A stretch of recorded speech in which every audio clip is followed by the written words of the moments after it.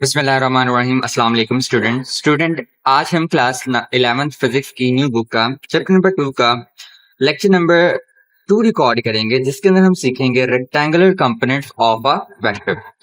अच्छा बच्चों, इस टॉपिक को स्टार्ट करने से पहले मैं हर टॉपिक की बोर्ड के लिहाज से इंपॉर्टेंस को बताता हूँ। तो इसकी इंपॉर्टेंस जो है वो लॉन्ग क्वेश्चन के लिहाज से हो सकती है, ठीक है, कि आपको लॉन्ग में आ सकता है। ठीक है, इसके अलावा शॉर्ट क्वेश्चन इसकी डेफिनेशन के ऊपर बन सकता है, ठीक है, define rectangular components of a vector. अच्छा स्टूडेंट्स, मेरी ये कोशिश होती है कि हर बच्चे को स्टार्टिंग से लेके जाया जाए, ठीक है। अब आपने कुछ कॉन्सेप्ट जो हैं वो रेक्टेंगुलर कंपोनेंट्स के बारे में पढ़े हुए हैं, ठीक है, इन योर क्लास 9। तो उनको मैं यहाँ पे दोबारा से एक बार क्या करूंगा, रिफ्रेश करूंगा। यानी इस टॉपिक को समझाने से पहले मैं आपको कुछ ऐसी प्राइमरी चीजें बता दूंगा, ठीक है, जो कि आपके इस टॉपिक के लिए बहुत ज्यादा इंपॉर्टेंट है, आपको वो आनी चाहिए। तो सबसे पहली चीज जो बच्चों हम यहाँ पे सीखेंगे वो ये है कि आपके पास हेड टू टेल रूल क्या होता है, ठीक है। Head to okay students, head to tail rule क्या होता है? इन माय प्रीवियस लेक्चर मैंने ये बात बताई थी कि हमारे पास स्केलर्स और वेक्टर्स एक दूसरे से मुनफरिद इस तरह से भी होते हैं कि स्केलर्स को नॉर्मल अलजेब्रिक मेथड से आप ऐड कर सकते हैं, ठीक है, लेकिन वेक्टर्स के केस में ऐसा नहीं होता, ठीक है। वेक्टर्स को ऐड करने के लिए हमें स्पेशल ट्रीटमेंट देनी पड़ती है, ठीक है, और वो ट्रीटमेंट ये है कि हम उनको हेड टू टेल रूल से क्या कर सकते हैं, ऐड कर सकते हैं, ठीक है। अच्छा, इनको कैसे ऐड करेंगे हेड टू टेल रूल की मदद से, ठीक है, वो देखते हैं। लेट्स सपोज कि मेरे पास बच्चों एक वेक्टर ए है, ठीक है, और एक वेक्टर मेरे पास क्या है, बी है, और मुझे कहा जाता है कि आप क्या फाइंड करें, ए प्लस बी फाइंड आउट करें, ठीक है, क्या फाइंड करें, ए प्लस बी।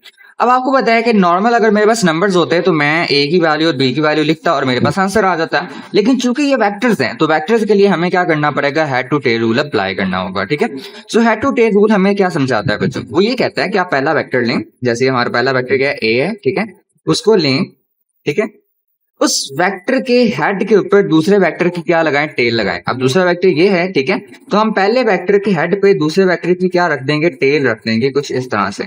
याद रखिएगा डायरेक्शन वही रहनी चाहिए जो यहाँ पर हमने ड्रॉ की है, ठीक है। सो हमने पहले वेक्टर के हेड पे दूसरे वेक्टर की टेल रख दी। एंड में वो ये कहता है कि आपने क्या करना है कि आपने पहले वेक्टर की टेल को दूसरे वेक्टर के हेड के साथ क्या कर देना है, ज्वाइन करवा देना है। तो ये जो आपके पास वेक्टर बनेगा, ठीक है, ये आपके पास क्या है, ए प्लस बी है, ठीक है, और इसको हम रिजल्टेंट वेक्टर भी बोलते हैं। क्लियर है बच्चों, ठीक है। सो ए और बी को ऐड करने से हमारे पास ए प्लस बी आया, ठीक है, ये आपके पास कौन सा वेक्टर है, रिजल्टेंट वेक्टर है, ठीक है। और आई होप सो कि आपको समझ आ गई होगी कि हम वेक्टर्स को कैसे ऐड कर सकते हैं। तो क्या सर हम सिर्फ दो वेक्टर्स को ऐड कर सकते हैं? No, the answer is no. क्यों? हम बहुत सारे वेक्टर्स को ऐड कर सकते हैं, ठीक है। आप चाहे तो इसके ऊपर एक और वेक्टर लगा दें, फिर इनको आपस में ज्वाइन कर लें, ठीक है, तब भी ये क्या होगा, आपका आंसर आ जाएगा, ठीक है। यानी आप वेक्टर्स को क्या कर सकते हैं, उस तरीके से भी ऐड कर सकते हैं, ठीक है। उसके बाद ये तो हेड टू टेल रूल का नॉलेज आपको आना चाहिए, ठीक है, जिसमें आप वेक्टर्स को क्या करते हैं, ग्राफिकली ऐड करते हैं। इसके अलावा स्टूडेंट्स आपको नॉलेज होना चाहिए कार्टेशियन कोऑर्डिनेट सिस्टम का, या फिर उसे हम दूसरा नाम देते हैं रेक्टेंगुलर, या उसे किसका नाम देते हैं, हम रेक्टेंगुलर कोऑर्डिनेट सिस्टम का नाम देते हैं, ठीक है। बच्चों आप ये चीज सीख के आ चुके हैं मैथमेटिक्स के अंदर भी, ठीक है, और फिजिक्स के अंदर भी आपने सीखी है, ठीक है। आप दो लाइंस म्यूचुअली परपेंडिकुलर लाइंस जो है वो ड्रॉ करते हैं, ठीक है। एक आपके पास हॉरिजॉन्टल लाइन होती है, दूसरी आपके पास क्या होती है, वर्टिकल लाइन होती है, ठीक है। ये आपके पास एक्स एक्सिस है, ये आपके पास क्या है बच्चों, आपका माइनस एक्स एक्सिस है। ये वाई एक्सिस है, ये आपके पास क्या है, माइनस वाई एक्सिस है, ठीक है, नेगेटिव वाई एक्सिस है। अच्छा बच्चों, हम ये आपके पास जो सिस्टम मैंने अभी यहाँ पे बनाया है, जो चीज यहाँ पे बनाई है, इसे हम एक्स वाई प्लेन भी बोलते हैं, ठीक है। हम इसको रेक्टेंगुलर कोऑर्डिनेट सिस्टम भी बोलते हैं, या फिर हम इसको कार्टेशियन कोऑर्डिनेट सिस्टम भी बोल सकते हैं, ठीक है। आप कोई भी वेक्टर ड्रॉ करते हैं ना, तो वो रेक्टेंगुलर कोऑर्डिनेट सिस्टम के अंदर क्या करते हैं, ड्रॉ करते हैं। जैसे मैं यहाँ पर अगर एक वेक्टर ड्रॉ करता हूँ, ठीक है, लेट्स से फोर्स का वेक्टर ड्रॉ करता हूँ, ठीक है, तो फोर्स का वेक्टर ड्रॉ करता हूँ, तो आप जानते हैं कि किसी भी ग्राफ के अंदर अगर मैं यहाँ पे कोई ग्राफ बना रहा होता, तो उस ग्राफ की या उस स्ट्रेट लाइन की कंट्रीब्यूशन होती है एक्स एक्सिस के ऊपर भी और वाई एक्सिस के ऊपर भी, ठीक है। तो एक्स एक्सिस के अलोंग आपके पास जो बेसिकली यहाँ पर इसकी कंट्रीब्यूशन है, उसको आप क्या कहोगे, एफ एक्स कहोगे, यानी वो एक्स एक्सिस के अलोंग है, ठीक है, तो फोर्स का एक्स एक्सिस के अलोंग कंपोनेंट।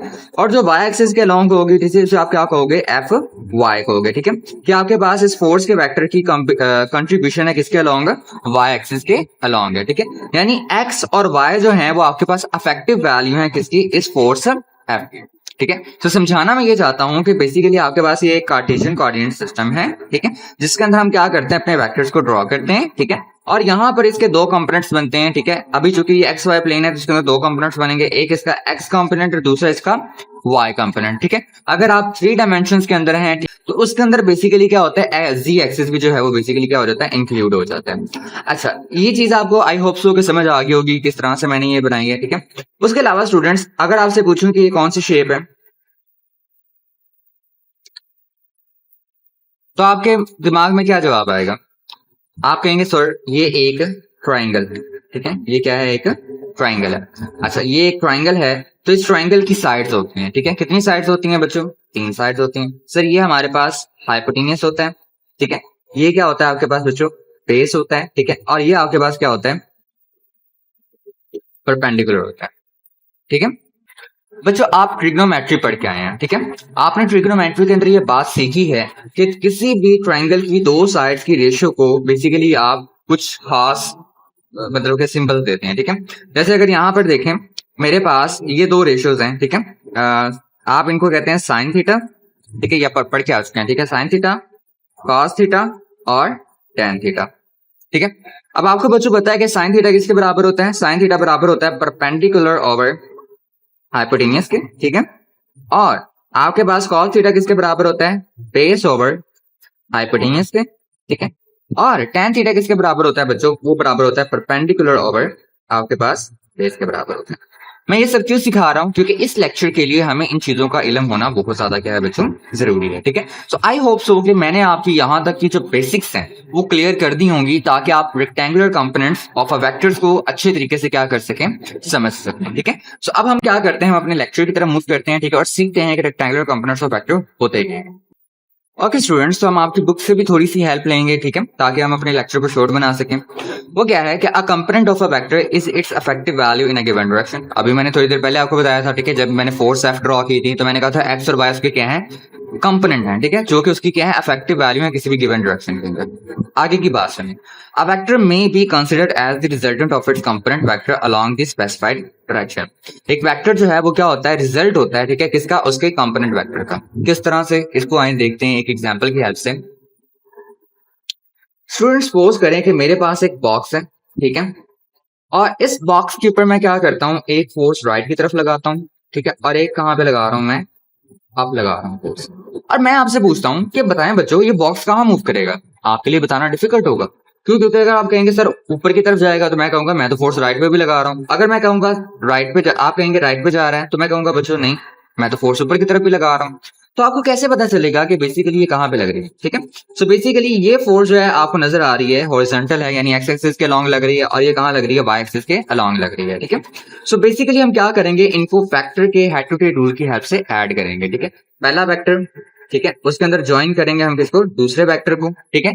और जब हम इसको कंबाइन करेंगे हेड टू टेल रूल की हेल्प से तो हमें पता चलेगा कि हमारा जो बॉक्स है वो ना तो इस तरफ जाएगा ना इस तरफ जाएगा, बल्कि किस तरफ मूव करेगा, इस डायरेक्शन के अंदर मूव करेगा। ये हमारे किसने बताया, हेड टू टेल रूल की हेल्प से हमें पता चल गया, ठीक है। सो यही कहना चाह रहा है कि जो आपके पास कंपोनेंट्स होते हैं, ठीक है, वो बताते हैं कि आपके पास रिजल्टेंट वेक्टर क्या होगा, किस डायरेक्शन के अंदर होगा, ठीक है। इसकी इंफॉर्मेशन आपको यहां से मिलती है इसके कंपोनेंट की मदद से। क्लियर है स्टूडेंट्स, ठीक है। आई होप सो ये लाइन और ऊपर वाली लाइन जो है वो आपकी क्लियर हो चुकी है, ठीक है।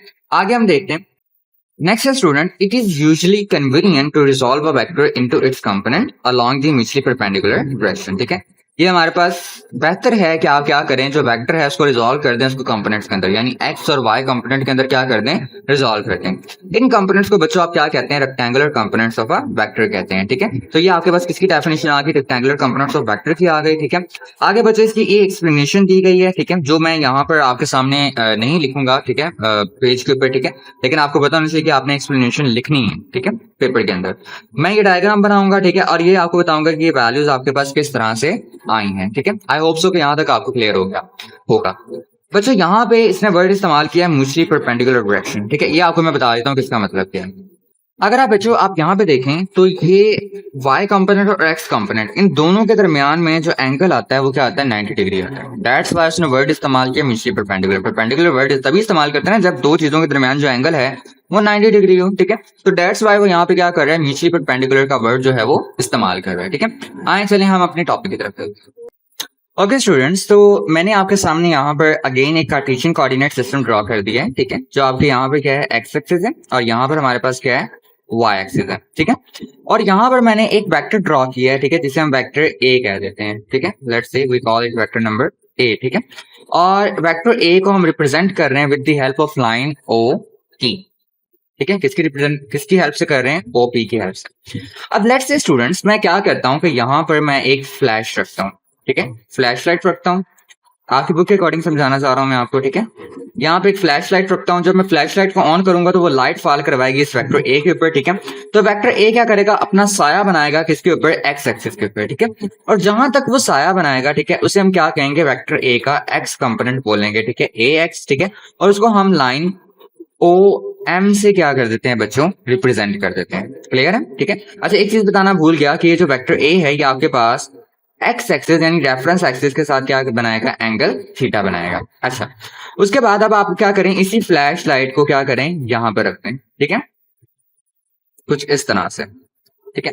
अब आपके पास ये क्या होगा कि जब आप इस लाइट को ऑन करेंगे, ठीक है, तो ये इस वेक्टर पे फॉल करेगी और इसका प्रोजेक्शन यानी साया बनाएगी किसके ऊपर? वाई एक्सिस के ऊपर, ठीक है। उसे हम क्या कह देते हैं? इस वेक्टर का वाई कंपोनेंट बोल देते हैं, ठीक है। क्या बोल देते हैं? वाई कंपोनेंट, ठीक है। और उसको हम लाइन ओ एन से क्या कर देते हैं बच्चों? रिप्रेजेंट कर देते हैं। क्लियर है? ठीक है।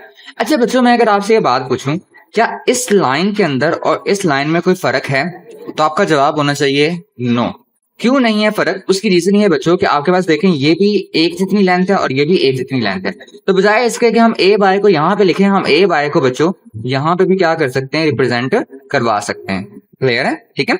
अच्छा चलें, अब हम क्या करते हैं कि इन वेक्टर्स को हेड टू टेल रूल के हेल्प से क्या कर देते हैं? ऐड कर सकते हैं, ठीक है। सो बाय हम क्या कर देते हैं? यहाँ पर हेड टू टेल रूल को अप्लाई कर देते हैं, ठीक है। उसको अप्लाई करेंगे तो आपके पास क्या आएगा बच्चों? पहले वेक्टर के अंदर हम क्या कर रहे हैं? दूसरे वेक्टर को ऐड कर रहे हैं। तो पहले वेक्टर के हेड से हमने क्या किया हुआ है? देखें, दूसरे वेक्टर की टेल को क्या किया हुआ है? कंसाइड किया हुआ है, ठीक है। अब कंसाइड करने से आपके पास यहाँ पर हम क्या करेंगे कि पहले वेक्टर की टेल को और दूसरे वेक्टर के हेड को मिलाएंगे तो हमारे पास वेक्टर ए आ जाएगा। यानी ए एक्स के अंदर आपके पास किसको ऐड कर रहे हैं? ए वाई को ऐड कर रहे हैं, ठीक है। ग्राफिकली मैंने आपको दिखा दिया कि इस वेक्टर का जो हेड है वो ए वाई की टेल के साथ क्या कर रहा है? कंसाइड कर रहा है, ठीक है। तो ये किसके बराबर आएगा? आपके पास ए के बराबर आएगा, ठीक है। सो यहाँ पर हमने क्या कर लिया बच्चों? इनको हेड टू टेल रूल की मदद से ऐड कर लिया, ठीक है। अब हम क्या करते हैं कि इसके जो रेक्टेंगुलर कंपोनेंट ए एक्स हैं और ए वाई हैं उनको डिटरमिन करते हैं कि उनकी वैल्यू क्या होगी, ठीक है। सो सबसे पहले हम निकालते हैं x component of A vector, ठीक है। वेक्टर ए का क्या निकालते हैं? एक्स कंपोनेंट निकालते हैं, ठीक है। उसके लिए हम क्या करेंगे बच्चों? वो ट्रिग्नोमेट्रिक रेशियोज का इस्तेमाल करेंगे, ठीक है। अब ट्रिग्नोमेट्रिक रेशियो में आपके पास एक्स कंपोनेंट ये वाला है, ठीक है। वो कौन सी रेशियो आती है? आपके पास आती है कॉस थीटा, जो कि किसके बराबर होती है? अच्छा बच्चों, ये आपके पास एक ट्राइंगल बन रही है, ध्यान से देखें इस तरह से। ये आपके पास क्या है? एक ट्राइंगल है, ठीक है। तो इस ट्राइंगल की आपके पास ये वाली साइड बेस है, ये परपेंडिकुलर और ये क्या है? हाइपोटेन्यूस है, ठीक है। सो कॉस थीटा किसके बराबर आ जाएगा? बेस ओवर हाइपोटेनियस के, ठीक है। अब बेस हमारे पास क्या है बच्चों? वो ए एक्स है, ठीक है। आप इसको इस तरह से भी प्रेजेंट कर सकते हैं कि बेस हमारे पास क्या है? ओ एम है, ठीक है। और हाइपोटेनियस हमारे पास क्या है बच्चों? ओ पी है, ठीक है। अच्छा, ए एक्स हमारे पास क्या आ गई बच्चों? बेस आ गई, ठीक है। और हाइपोटेनियस हमारे पास क्या है? वेक्टर ए है। तो आपके पास देखें कि वेक्टर ए यहाँ पे क्या हो रहा है? डिवाइड हो रहा है, ठीक है। तो कॉस थीटा के साथ जाके क्या हो जाएगा? मल्टीप्लाई हो जाएगा, ठीक है। सो ए इंटू कॉस ऑफ थीटा, और ये किसके बराबर है? ए एक्स के बराबर है, ठीक है। सो इस तरीके से हमारे पास क्या निकला है बच्चों? इसका हॉरिजॉन्टल कंपोनेंट यानी एक्स एक्सिस निकला है, ठीक है। एक्स कंपोनेंट निकला है। अच्छा, अब आपने क्या निकालना है? वाई कंपोनेंट निकालना है, Y component of vector A. उसके लिए हम कौन सी रेशियो का इस्तेमाल कर सकते हैं बच्चों? उसके लिए हम रेशियो का इस्तेमाल कर सकते हैं आपकी साइन थीटा की। Sine theta is equal to क्या होता है? परपेंडिकुलर ओवर हाइपोटेनियस, ठीक है। Perpendicular over hypotenuse. परपेंडिकुलर क्या है हमारे पास? ओ एन है, ठीक है, ओ एन। और हमारे पास हाइपोटेनियस क्या है? अगेन ओ पी है, ठीक है। परपेंडिकुलर की वैल्यू हमारे पास क्या है बच्चों? ए वाई है, ठीक है। आप इसको भी कह सकते हैं और इसको भी कह सकते हैं, ठीक है।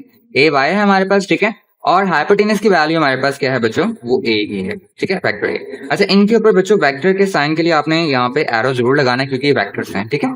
अच्छा, अब आपके पास ये भी क्या हो रहा है? ए इधर डिवाइड हो रहा है, ठीक है। साइन थीटा के साथ जाके क्या हो जाएगा? मल्टीप्लाई होगा। You will get A sine of theta, ठीक है, और ये किसके बराबर है आपके पास वेक्टर कंपोनेंट वाई कंपोनेंट के बराबर है, ठीक है। सो इस तरह से हमने क्या कर लिया बच्चों, एक्स कंपोनेंट भी निकाल लिया, ठीक है, आपके वेक्टर का, ठीक है, और वाई कंपोनेंट भी क्या कर लिया, फाइंड आउट कर लिया, ठीक है। सो इस टॉपिक में यहां तक तो कंप्लीट हो जाता है कि हमने रेक्टेंगुलर कंपोनेंट्स निकालने थे। क्या हम रेक्टेंगुलर कंपोनेंट्स की मदद से, यानी अगर मुझे ये वेक्टर नहीं दिया गया, उसका एक्स कंपोनेंट और वाई कंपोनेंट दिया गया है, तो क्या मैं वेक्टर ए फाइंड कर सकता हूं? तो जवाब है हाँ। किस तरह से कर सकते हैं, आइए देखते हैं उसको। ओके स्टूडेंट, हम यहाँ पे क्या करेंगे, पाइथागोरियन थ्योरम का इस्तेमाल करेंगे, ठीक है। पाइथागोरियन थ्योरम क्या होता है वो आपको कहता है, मैथ में आप सीख के आ चुके हैं, ठीक है, कि हाइपोटेन्यूज का स्क्वायर बराबर होता है किसके, बेस के स्क्वायर के, ठीक है, प्लस आपके पास परपेंडिकुलर के स्क्वायर के बराबर होता है, ठीक है। अब बच्चों हमारे पास बेस भी मौजूद है, परपेंडिकुलर भी मौजूद है, और हाइपोटेन्यूज भी क्या है, मौजूद है, ठीक है। हाइपोटेन्यूज हमारे पास क्या है, मैं यहाँ पर आपको दिखा देता हूँ। हाइपोटेन्यूज हमारे पास ओ पी है, ठीक है, बेस हमारे पास क्या है, ओ एम है, और परपेंडिकुलर हमारे पास क्या है, ओ एन है, ठीक है। तो इनको यहाँ पे क्या कर देते हैं, रिप्लेस कर देते हैं, ठीक है। सो हाइपोटेन्यूज क्या है, ओ पी का स्क्वायर, ठीक है, बेस क्या है हमारे पास, ओ एम का स्क्वायर, और परपेंडिकुलर क्या है, ओ एन का स्क्वायर, ठीक है। सो वैल्यूज रिप्लेस करते हैं। ओ पी हमारे पास इसके बराबर है, वो ए के बराबर है, ठीक है। ओ एम किसके बराबर है, ए एक्स के बराबर है, और ओ एन किसके बराबर है, ए वाई के बराबर है। तो वैल्यूज को यहाँ पे रिप्लेस करते हैं, आपके पास आ जाएगा ए का स्क्वायर, ए एक्स का स्क्वायर, प्लस ए वाई का स्क्वायर। आप क्या करें, दोनों तरफ बच्चों क्या ले लें, अंडर रूट ले लें, ठीक है। अंडर रूट लेंगे तो आपको पता है कि इस साइड में अंडर रूट लेंगे तो ये इस तरह से आ जाएगा, ठीक है। ए x square plus A Y square, ठीक है, ये दोनों आपस में क्या करेंगे, कट जाएंगे, ठीक है। You will get A is equal to A X का स्क्वायर प्लस ए वाई का स्क्वायर, ठीक है। सो आपके पास क्या निकला है बच्चों, वेक्टर निकला है, ठीक है। इसकी हेल्प से आप क्या कर सकते हैं, वेक्टर निकाल सकते हैं, ठीक है, ए, ठीक है, यूजिंग इट्स रेक्टेंगुलर कंपोनेंट्स, ठीक है। आगे बच्चों अगर हमें इसे डायरेक्शन फाइंड आउट करनी हो, ठीक है, कि हमारे पास जो वेक्टर है उसकी डायरेक्शन क्या है, ठीक है, तो वो कैसे फाइंड आउट किया जा सकती है। तो स्टूडेंट्स हम डायरेक्शन थीटा जो है वो किस तरह से फाइंड आउट कर सकते हैं, ठीक है। उसके लिए बच्चों आप ट्रिग्नोमेट्रिक रेशियो का इस्तेमाल करेंगे, विच इज tan थीटा, ठीक है। tan थीटा वो किसके बराबर है आपके पास, ठीक है, tan थीटा बराबर होता है हमारे पास परपेंडिकुलर ओवर आपके पास बेस के बराबर होता है, ठीक है। सो परपेंडिकुलर बच्चों हमारे पास क्या था, परपेंडिकुलर हमारे पास बेसिकली क्या था, ओ एम था, ओ सॉरी ओ एन था, ठीक है, और बेस हमारे पास क्या था, ओ एम था, ठीक है। सो अब हम क्या करेंगे कि हमारे पास ओ एन जो है वो किसके बराबर था, वो हमारे पास बराबर था बच्चों किसके, ए वाई के, ठीक है, जबकि ओ एम किसके बराबर था, ए एक्स के बराबर था, ठीक है, tan थीटा। अच्छा आपकी बुक ने बच्चों इसको ना एम पी भी लिखा हुआ है, यानी कुछ इस तरह से आपकी बुक ने लिखा हुआ है M P over O M. ऐसा उसने क्यों किया है, ठीक है, वो मैं आपको बता देता हूँ। जैसे बच्चों मैंने आपको बताया था कि आपके पास जो वैल्यू ओ एन की है, ठीक है, वही वैल्यू यहाँ पर है, ठीक है, जिसको उसने क्या बोला हुआ है, एम पी बोला हुआ है, ठीक है। सो ओ एन और एम पी बराबर हैं, ठीक है। तो चाहे बच्चों मैं यहाँ पर ओ एन लिखूं या फिर एम पी लिखूं, इससे कोई फर्क नहीं पड़ेगा, दोनों का मतलब आपका वाई कंपोनेंट ही है, ठीक है। अच्छा ये tan आपके पास इक्वेशन की दूसरी साइड पे जाके क्या हो जाएगा बच्चों, इनवर्स हो जाएगा, ठीक है।